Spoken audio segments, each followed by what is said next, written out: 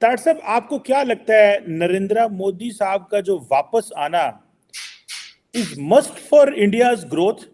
क्या अगर नरेंद्र मोदी वापस आते हैं तो ही इंडिया की ग्रोथ है? क्या इंडियन एस्टैब्लिशमेंट ये सोच चुकी है या प्लान कर चुकी है तार साहब कि अगर नरेंद्र मोदी नहीं आती तो भारत की जो तरक्की है उसका पहिया रुक सकता है?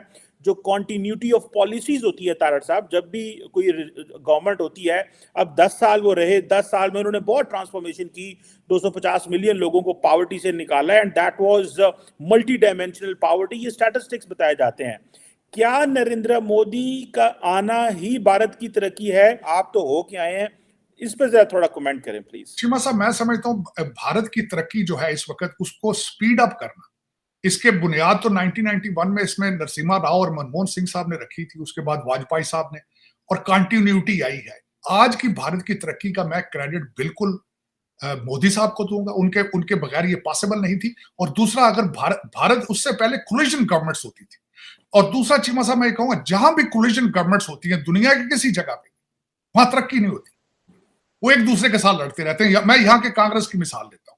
टूटी फूटी इस वक्त शख्सियत हासिल है रिपब्लिकन पार्टी को हाउस के अंदर, कांग्रेस में सेनेट के अंदर उनके पास नहीं है, कुछ भी नहीं कर रहे, सारा दिन एक दूसरे के साथ लड़ते हैं, एक भी तरक्याती काम नहीं हो सका। बहस बराए बहस पार्टी लॉयल्टी के ऊपर जाके सारा दिन लड़ते रहते हैं। सफर कौन करता है? मुल्क सफर करता है, कंट्री सफर करता है, वोटर सफर करते हैं, जनरल मैसेज सफर करते हैं। मेरे ख्याल में ना सिर्फ एस्टेब्लिशमेंट ने वहां माइंड बना लिया है, पूरे भारत ने माइंड बना लिया कि मोदी इज कमिंग बैक और they will keep growing the way they are growing, इसमें कोई शक नहीं। और मैं समझता हूं कि इस वक्त भारत की तरक्की जो है वो it is contingent on Modi साहब। बल्कि इस वक्त मैं कई आर्टिकल पढ़ता रहता हूं, इसके बाद जो दूसरे रिप्यूटेबल जिन्होंने बेस्ट परफॉर्म किया है वो यूपी के चीफ मिनिस्टर हैं। लोग कई ऐसी बातें करते हैं कि he may be the successor of Modi साहब, और उनकी भी परफॉर्मेंस है। जिस तरह मैंने आपको बताया कि मैं इस दफा देख कर आया हूं कि यूपी के अंदर 6 नए एयरपोर्ट बन रहे हैं और उनकी भी परफॉर्मेंस जबरदस्त है।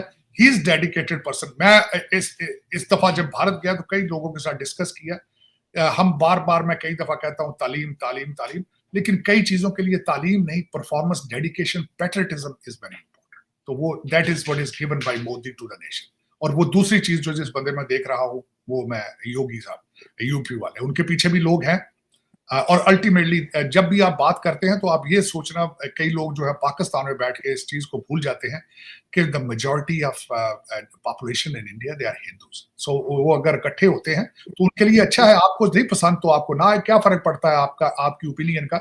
मैं तो बल्कि हमेशा ये कहता हूँ आपको भी कुछ आय वाला चाहिए यहाँ पे पाकिस्तान में भी, क्योंकि आपको हार्वर्ड कैम्ब्रिज वालों ने अभी तक बैंकरप्सी दी है, इसके अलावा कुछ नहीं।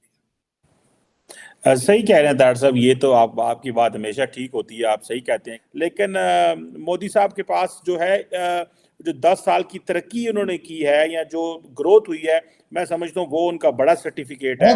चीमा साहब, बहुत बड़ी लिस्ट मौजूद है मोदी साहब की अकम्पलिशमेंट्स की।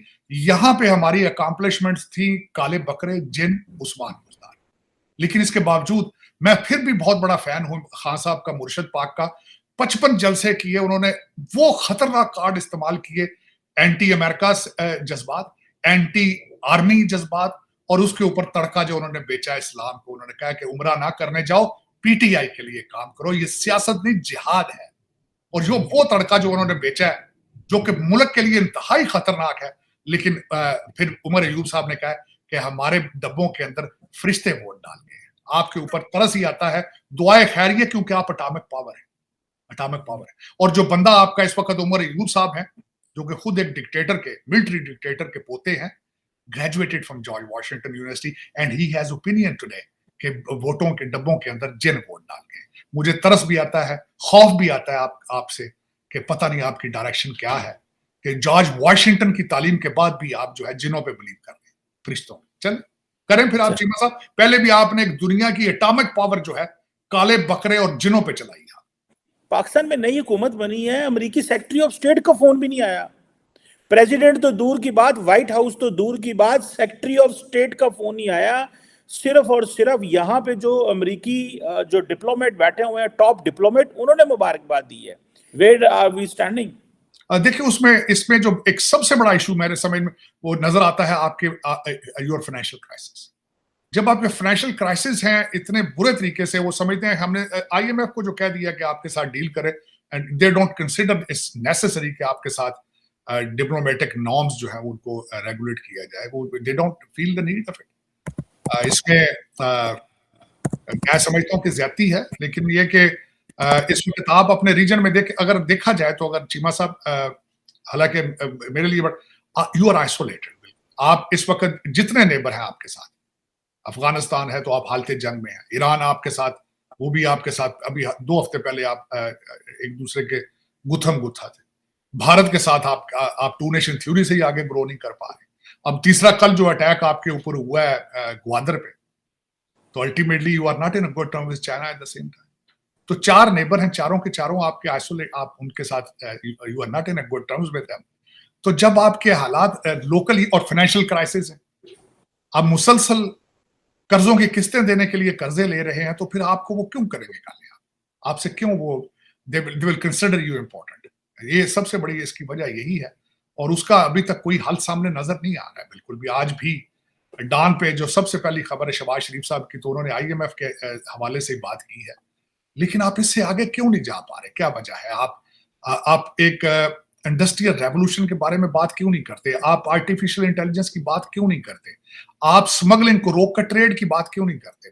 मैंने बड़ा ही रिसर्च की है कि आपके पिछले साल 2023 के अंदर 900 अटैक हुए हैं 2 सूबों के ऊपर दहशतगर्दी के, दोनों के दोनों अफगानिस्तान से आए, क्योंकि सूबा बलूचिस्तान का बॉर्डर अफगानिस्तान के साथ और केपीके का बॉर्डर अफगानिस्तान के साथ। और मैंने जब उस पर रिसर्च की है तो मैं ये कंक्लूड करता हूं, उसकी एक सबसे बड़ी वजह आपकी स्मगलिंग है। उस स्मगलिंग में टेररिस्टों का आना जाना बड़ा आसान हो जाता है, क्योंकि आपके स्मगलिंग रोकने वाले अदारे मुंह दूसरी तरफ पर कर लेते हैं, पैसे ले लेते हैं। तो दर हकीकत हमारे आर्मी चीफ साहब ने आते ही एक दफा फैसला किया था कि हम स्मगलिंग को रोकेंगे, लेकिन उससे आगे बात चल नहीं सकी। लेकिन मैं आपको ये बताना चाहूंगा, जो मैंने इस पर रिसर्च की, आप स्मगलिंग को रोकने की कोशिश करें, दहशतगर्दी भी कंट्रोल हो जाएगी, लेकिन आप उसमें आपकी स्टेट उस साइड पर इंटरेस्ट नहीं ले रही है। प्राइम मिनिस्टर नरेंद्र मोदी जो बड़ी बड़ी सेलिब्रिटीज़ हैं भारत की, उनसे भी ज़्यादा पॉपुलर हैं, और मैंने उसके कई एविडेंसेस दिए कि प्राइम मिनिस्टर मोदी के साथ सलमान खान अगर हो किसी जगह पे, या शाहरुख खान हो, आमिर खान हो, अक्षय कुमार हो, और बड़े बड़े नाम हो, तो लोगों की नज़रें मोदी जी पर ज़्यादा होती हैं इन सुपरस्टार की निस्बत।